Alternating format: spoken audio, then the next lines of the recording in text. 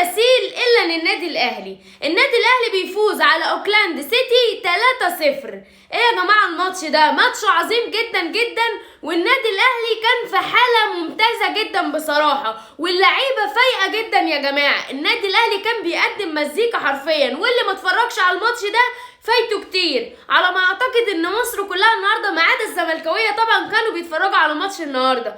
النادي الاهلي كان بيقدم عظمه يا جماعه. الله اعلم بقى نادي اوكلاند سيتي ده كان يعني نادي ضعيف ولا لا، بس النادي الاهلي بصراحه قدم لعب واداء بشكل ممتاز بصراحه.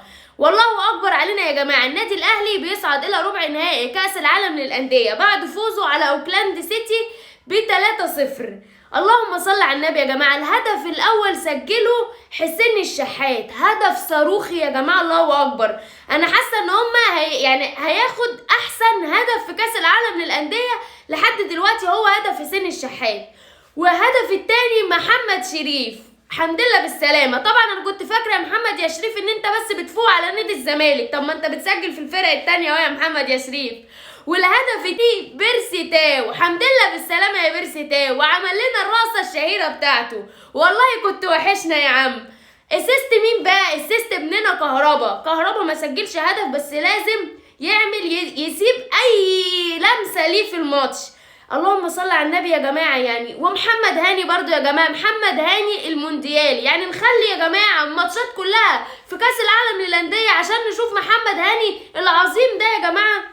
وجه بقى المعلق ساعة نزول قفشة قالك الله هذا اللاعب يعرفوه الزملكاوية جيدا.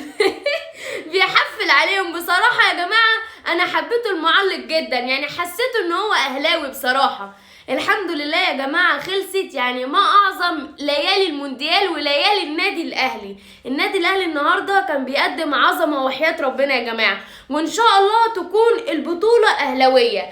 أنا حاسة كده اللي هي هتيجي يا جماعة على إيد كولر إن شاء الله. يعني كل الدعم ليك يا جدي، واحنا بص والله العظيم كلنا ثقة فيك، وكل الدعم ليك، وإن شاء الله تجيب البطولة في شوال. بس احنا لو صعدنا للنهائي وقابلنا ريال مدريد، هل الاهلاوية بقى المدريدية هيشجعوا الاهلي ولا هيشجعوا ريال مدريد؟ انا بصراحة هشجع النادي العظيم اللي انا بنتمي ليه واللي انا متعصبة ليه. انا بحب ريال مدريد، بس انا حبي كله وتعصبي كله للنادي الاهلي. ان شاء الله نوصل نهائي، وان شاء الله يكون كاس العالم في النادي الاهلي ويكون في الجزيرة. السلام عليكم.